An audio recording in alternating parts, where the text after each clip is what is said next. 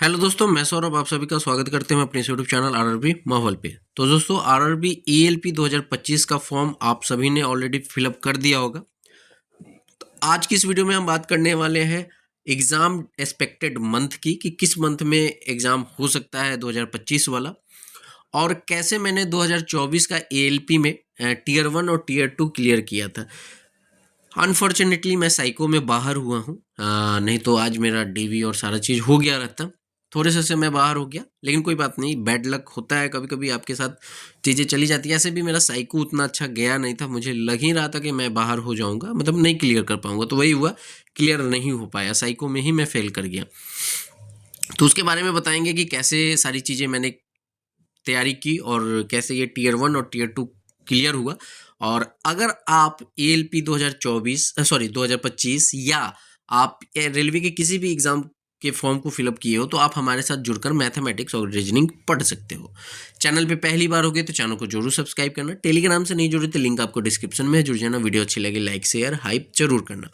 Video में आगे बढ़ने से पहले मैं अपने बारे में थोड़ा सा आपको बताना चाहता हूँ कि जैसा कि मैंने बीटेक किया हुआ है मैकेनिकल से।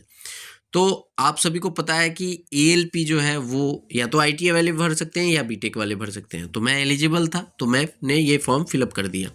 अभी मैं करेंटली जो है आईआईटी जेई को वेदांतु में पढ़ाता हूँ मैथमेटिक्स। तो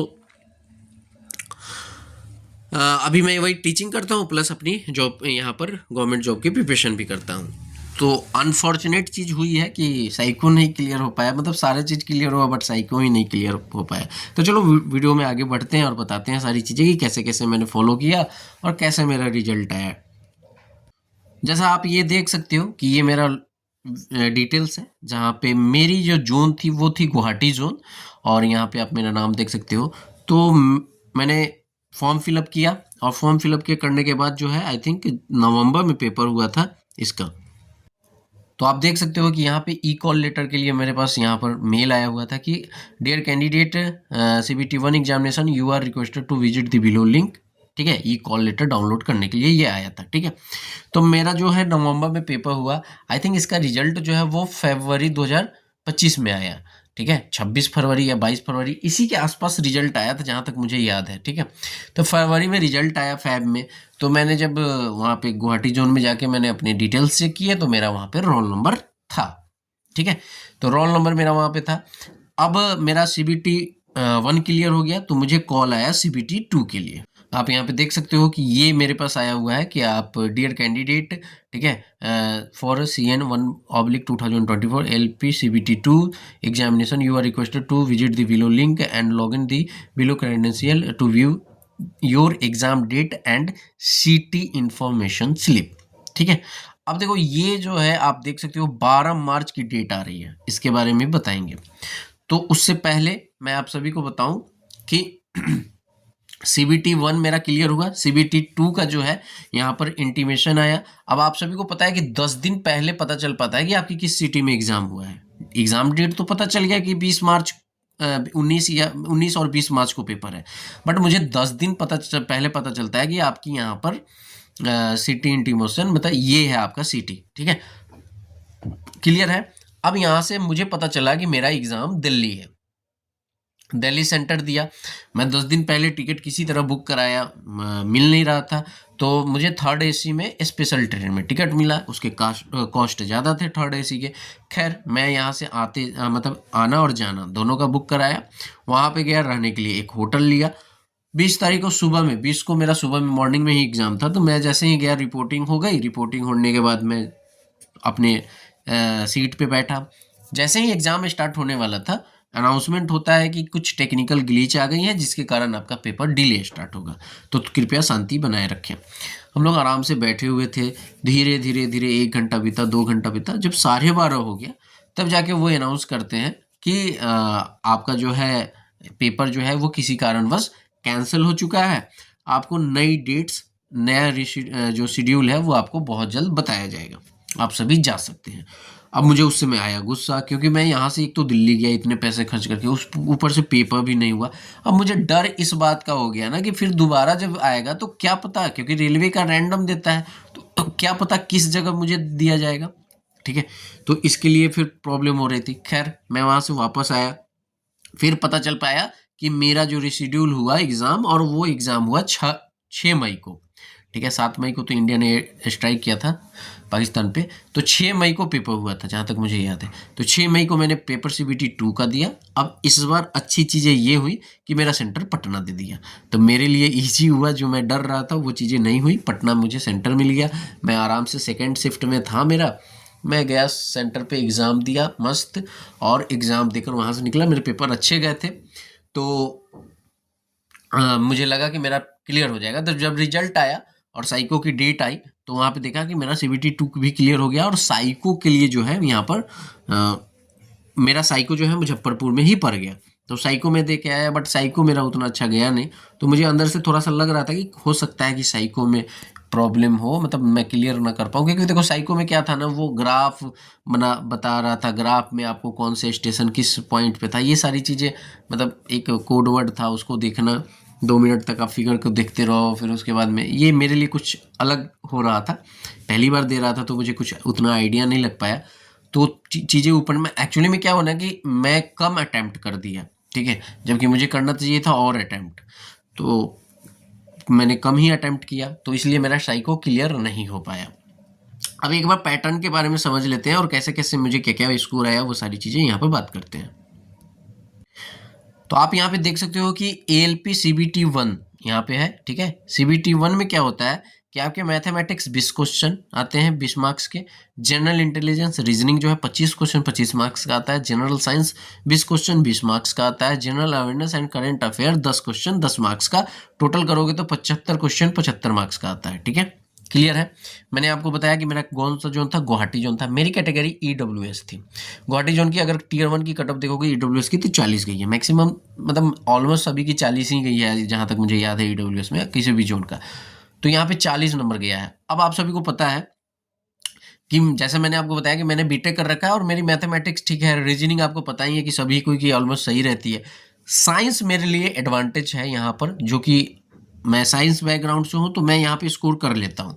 जनरल अवेयरनेस अगर यही होता 30 नंबर का, तो मेरे हालत थोड़े से टाइट हो जाते, जैसे कि SSC में होता है, कम मार्क्स आते हैं। तो यहाँ पर जो है साइंस 20 क्वेश्चन है 20 मार्क्स का, तो ये मुझे एडवांटेज देकर चला गया। और यहाँ पे करंट अफेयर और जनरल अवेयरनेस 10 का है, तो यहाँ से करंट अफेयर आप बना सकते हो। तो मतलब मुझे जो है ओवरऑल ज़्यादा यहाँ पे लॉस नहीं हुआ, और मैं इजीली पेपर को क्लियर कर पाया, ठीक है। तो आप सभी को पता है कि 75 मार्क्स का होता है, बट वो जो है नॉर्मलाइज और क्या करते हैं, उसके बाद में वो कट ऑफ जो है आउट ऑफ 100 निकालते हैं। तो 40 कट ऑफ गई थी, और मेरे मार्क्स जो थे लगभग वो 60 से ऊपर थे, मुझे एग्जैक्टली याद नहीं है। स्कोर कार्ड मेरे लैपटॉप में है, और लैपटॉप अभी मेरे पास नहीं है, तभी मैं ये फ़ोन से शूट कर रहा हूँ, ठीक है। दूसरा यहाँ पे CBT 2 की अगर देखोगे, तो इसमें क्या होता है, देखो CBT 2 में होता क्या है, 2 पेपर होते हैं, एक तो आपका ये होता है, दूसरा आपका होता है ट्रेड। एक आपका ये पेपर हुआ, ठीक है, कॉमन, और एक होता है ट्रेड। ट्रेड आपको बहुत अच्छे से चूज करना है। मेरा रेफ्रिजरेटर ट्रेड था, थोड़ा सा हार्ड है, मैकेनिकल से हूँ, तो मुझे जो अच्छा, मतलब मेरा जो मजबूत है वही मैंने चूज किया था। आप भी जब भी ट्रेड चूज करो, तो आप चाहे ITI किए हो या बीटेक किए हो, तो आप अपने ट्रेड जो है ना अच्छे चूज करना, जो जिसमें आपकी पकड़ हो, ठीक है, वही ट्रेड चूज करना चाहिए। अब यहाँ पे देखो मैथमेटिक्स होता है, जनरल इंटेलिजेंस, रीजनिंग और बेसिक साइंस एंड इंजीनियरिंग। ये 100 क्वेश्चन 100 मार्क्स के होते हैं, ये 90 मिनट मिलता है, 1.5 घंटा। दूसरा जो होता है वो ट्रेड होता है, जो 75 क्वेश्चन 75 मार्क्स के होते हैं, ये क्वालिफाइंग करना होता है, बट मैक्सिमम लोग इसी में फेल कर जाते हैं, ठीक है। तो मैं इसमें क्वालिफाई किया, इसके मार्क्स से कोई मतलब नहीं होता, सिर्फ क्वालिफाइंग होना चाहिए। इसमें जो है, इसमें मेरे साथ एक चीज़ें हो गई गड़बड़। जो आपका पेपर 1 है उसमें क्या गड़बड़ हो गया, सो मैं आपको बताता हूँ। इसमें मेरा जो है 89 मार्क्स आ रहा था, ठीक है, 89 मार्क्स कटिंग करने के बाद आ रहा था 100 में से। अब यहाँ पे आप सभी को पता है कि बहुत सारे बच्चे के साथ ये हुआ कि उनके 9 क्वेश्चन 10 क्वेश्चन, किसी के 5 क्वेश्चन, किसी के 4 क्वेश्चन वहाँ से रिमूव कर दिए गए। तो ऐसे में मेरे जो मार्क्स है वो डिक्रीज कर गए। अब आप सभी को पता है कि इसका क्या होता है ना, इसका 70%, ठीक है, फाइनल मेरिट में, और इसका 30% फाइनल मेरिट में। तो जो मेरा पहले, अगर आप देखो पहले 90 आप मानो अप्रॉक्स, तो मेरे पहले जो 63 बन रहे थे, और ये डिक्रीज होने के बाद तो मेरे आई थिंक 70 के आसपास बने, तो ये 49 बन रहा था, ठीक है। तो 49 कहाँ 63, कहाँ 49। तो मेरिट लिस्ट में ऐसे मुझे हो गया था कि मैं तो मेरिट लिस्ट में भी बाहर हो जाऊंगा, क्योंकि यहाँ पे मेरे 9 आई थिंक 9 क्वेश्चन मेरे यहाँ पे रिमूव कर दिए गए थे। अब रेलवे ये कैसा स्कीम करता है पता नहीं, आपके क्वेश्चन ही रिमूव हो जाते हैं। तो वो चीज़ें हुई। तो मुझे एक था कि अगर मैं साइको क्लियर भी कर लेता हूँ और डॉक्यूमेंट वेरिफिकेशन मेडिकल भी हो जाता है, तो मैं मेरिट फाइनल मेरिट में कहीं ना कहीं बाहर हो जाऊंगा, क्योंकि जब भी आपका कट ऑफ लगता है वो पूरे 100 पे लगता है, तो 70 इसका और 30 इसका। तो ये मुझे डर था, बट उससे पहले ही भगवान ने कहा क्यों डरोगे, मैं आपको साइको में ही फेल करा देता हूँ। तो मैं साइको में ही फेल कर गया। अब देखो आपको पढ़ना कैसे है, तो मैंने आपको अपने बारे में बताया कि मैं साइंस बैकग्राउंड से हूँ, मैंने इंजीनियरिंग कर रखा है, तो मुझे ज़्यादा यहाँ पर टफ नहीं हुआ। ठीक है, जैसे कि आप सभी को, तो आप भी या तो आईटीआई होगी या तो आपके में इंजीनियरिंग होगा, तो आपके भी ये बैकग्राउंड सेम ही होंगे। ठीक है, वैसे आपको करना क्या है कि मैक्सिमम प्रैक्टिस करना है। ठीक है, मैक्सिमम प्रैक्टिस करोगे, अगर आपके बेसिक क्लियर नहीं है तो आप मेरे साथ जुड़ सकते हो। मैं आपको इसलिए बता रहा हूँ क्योंकि मैंने पेपर क्लियर किया हुआ है, तो मैं आपको अच्छा गाइड कर सकता हूँ, आपको अच्छी चीज़ें बता सकता हूँ कि आप ऐसे पेपर को क्लियर कर पाओगे। ठीक है, मैंने फिर से दिया है, फिर से देखेंगे क्या होता है। मेरा जेई भी निकला था 2024 वाला, बट मैंने पेपर 2 नहीं दिया। ठीक है, पेपर 1 ही देके मैं छोड़ दिया। तो यहाँ पे आप सभी कोई जानते हो कि आपको क्या करना है ना, मैक्सिमम प्रैक्टिस करना है। और अगर आपके बेसिक क्लियर नहीं है तो आपको सिंपली प्ले स्टोर पे जाना है आपको। ठीक है, आपको वहाँ पे सर्च करना है सौरभ मैथ्स। ठीक है, अगर आप सीरियस हो तो सौरभ मैथ्स जाना है, और वहाँ पे आप जाओगे, लॉगिन करोगे अपने नंबर से। लॉगिन करने के बाद आपको वहाँ पे एएलपी के बैच दिखाई देंगे, आप उस बैच में इनरोल कर सकते हो। आपके पास जो है यहाँ पर टाइम ज़्यादा नहीं है, क्योंकि पेपर जो है वो बहुत हाईली चांसेस है कि आपके जैन मंथ में कंडक्ट करा लिए जाएंगे।